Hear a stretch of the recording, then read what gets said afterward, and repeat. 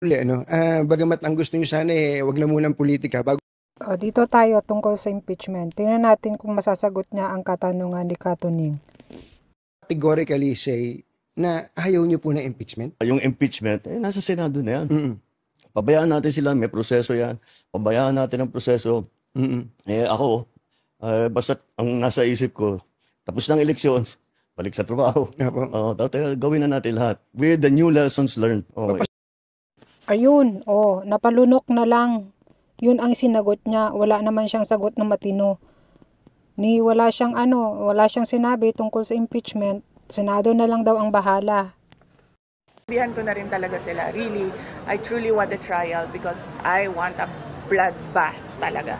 Whether guilty man yon or acquittal, I'm already at peace. Dito naman tayo makinig sa katanungan na ito tungkol sa pakikipagbati sa mga Duterte daw. Makinig tayo. Bigay natin sa kanila. Mr. President, kayo po ba sa puso ninyo, gusto niyo bang makipagkasundo pa sa mga Duterte? Oo.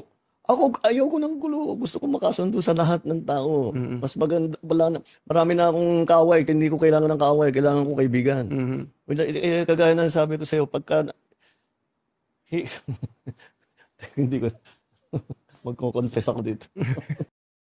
Sige na, Mr. President, mag-confess ka na lang. Confess mo na lang na nagkamali ka, na pinadukot mo si President Duterte.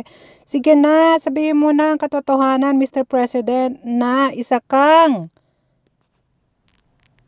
Wala lang. Hindi naman po, para akong pari po nito ngayon na po.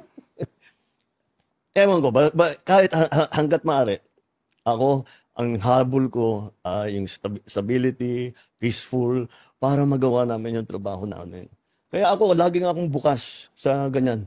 I'm always open to any approach na, alika, magtulungan tayo. Diba? Kahit na hindi tayo magkasundo sa polisiya, hindi tayo magkasundo. Gawin yung trabaho, pero wag na tayong nanggugulo. Wag na natin, tanggalin natin yung gulo. Grabe, no?